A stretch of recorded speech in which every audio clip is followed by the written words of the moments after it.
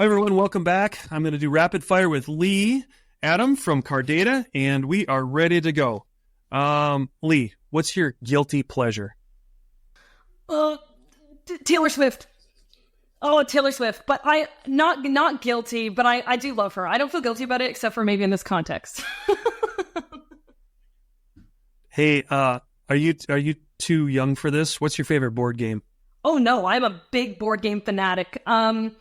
Maybe is it cringy to say Monopoly? It's so fun. It keeps everybody engaged.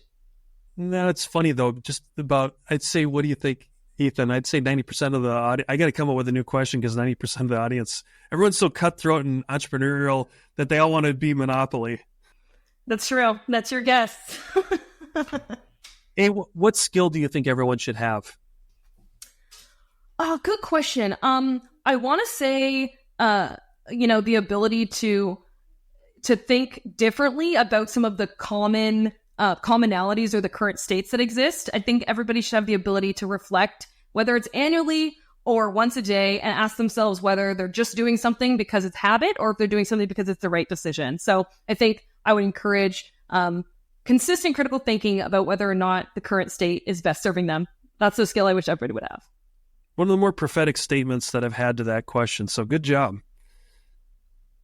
What is the one thing you wish you could change about how you live personally? Wow. That's philosophical. That's so philosophical. About the way I live. Yeah, it's a good question. You know what? I would love to get out more. I would love to get out, meet clients more. As somebody who works with employees who drive for work all the time, I don't drive for work, and I used to. So I would actually really love to be able to get out there and touch grass and talk to people and talk to clients. I think it would make my life a little bit more exciting. What would you like to do if and when you retire? Sleep is number one. Number two, I think maybe I would go back to Vienna. I lived there for 6 months. I would love to go back and maybe live there for a little bit longer. Hey, are you a foodie? Big foodie. Okay, so it's a kind of a two-part question. It's, if you're a good cook, what's your favorite thing to cook? Or if not, what's your favorite eclectic or ethnic type food? Or answer both. Okay, in terms of what to cook, I love to cook a soup. I'm a big soup chef. I will make a homemade chicken noodle. I'll make a homemade French onion. Love it. Very, very good. It hits well in those cold seasons. But you might know a thing or two about, but that's fine. Yeah, I know a couple things on that. But in terms of the eclectic foods or the more interesting ones, I am a huge fan of unagi, fancy sushi. I love a really interesting sushi dish. I'll eat anything, and especially if it was once swimming, that's my favorite. Do you have a favorite quote at all?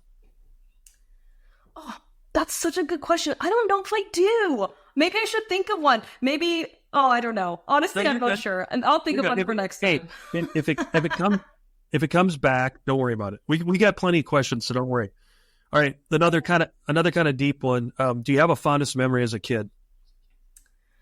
Yeah, I think I do. I mean, it's funny. I was raised with a twin sister, which was a really unique experience. So, my best memories are all with her. Just being crazy, being kids, and being very competitive and racing and dancing and pushing each other around. It was a really great childhood to share with somebody who kept me on my toes all the time. Are you an identical twin then? We're actually not, but many people would argue with you about that because we look very similar. Okay, so technically fraternal. Tell us your favorite twin manipulation that you did, because all twins play the manipulation game. Come on, what's your favorite manipulation story? Oh, we have so many times attempted to switch classes, like in elementary school, where you just kind of switch and you say, "Oh, I hope nobody will notice." I will say it's never been advantageous for us. I never have got her to write a test for me, which I should have because she's extremely smart. But most of the time they catch on. Fair enough. Another deep one here. What did you learn recently as far as something that really moved you? Oh, that's a really good question. I'm not sure. I think for me, the most of my learnings and my reading has been on electric vehicles, just because for me that's a really big topic, and I know that they're growing in the amount of service stations that they're providing, and so for me, I don't know in terms of emotional movement, but it really made me proud to see how much growth there's been in the EV space for sustainability, because that is an area of growth for our organization where we're looking to grow. And I'm just happy to see that organizations are actually putting money into expanding accessibility of electric vehicles and sustainability, so that people like me one day can hopefully get one and continue to contribute sustainably to the environment. So that was something that was exciting to me recently. Fair enough. What occupation would you have liked to have tried other than what you're doing now, or would you say that you were destined for? It's so funny. Well, I really enjoy what I do. I mean, I work in product marketing. I used to work as an account executive in sales. I used to be a field service rep. So I've done all of the things, it seems like. I think in another life, I would have loved to go down an artsy path, perhaps to be a dance teacher or an art teacher, because as somebody who is so heavily focused in numbers all the time and is in analytics and is in the data, it feels like a nice breath of fresh air to be able to be focused simply on creativity. But I do think product marketing gives me a really cool intersection between data and using the creative side of my brain on a daily basis. So I'll take it. How does your mom describe what you do for a living? Like the challenge, I'll say. She says... Lee's kind of this wackadoodle. She's into something. I don't know. Yeah, she says, I hear Lee talking to people quite loudly on the phone about software. She sells vehicle tech for companies. So I think that's what she would say. She also knows that I'm in product marketing. I'm just not 100% sure if she knows what that means. Who's your favorite person in the world right now and why? My mother, definitely. Definitely. It's a funny segue. She's my favorite. I'm actually in her home right now. She is such a strong individual. She actually was just diagnosed with stage 4 pancreatic cancer. So she's such a strong woman. She had a very, very challenging life, but she's such a light and such a hilarious individual. And I just feel so lucky and blessed to know her. And so I think she's truly, my hero and somebody I very much look up to. That's touching, and help her win the fight. Okay. I will. What movie could you watch over and over again? Oh, this one is so embarrassing, and I don't know, maybe this is just admit it. Members Come of on. the audience, but Shrek. The Shrek movies are so good. Shrek 1, but also Shrek 2, absolutely eloquent.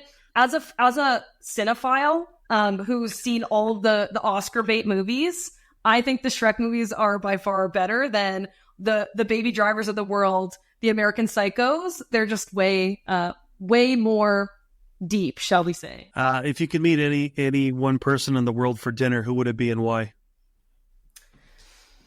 Good question. I don't know. If I could meet anybody in the world for dinner, I will probably still go with my family, transparently, because I find that they get me and we have good conversations. So even if I had the choice of anybody, I'd probably still choose them.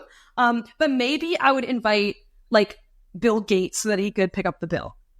Oh, there you go. Yeah. I think he might be able to handle it. I'm just saying. All right. Yeah, maybe. Last question. What are you reading or listening to right now that the audience would take interest in? Oh, good question. So I am I'm really into, I'm reading a lot about like health right now, particularly. I'm reading Outlive, and I wish I remember the author's name at the top of my head, but a really intelligent author, particularly writing about methods to support preventative disease. So super interesting. Helps us, particularly people in construction too, or people who are always traveling, lifting a lot. I think it's really important to read ways that you can help support your body so that we're not making poor decisions for ourselves that could impact us poorly in the future. So really interesting read.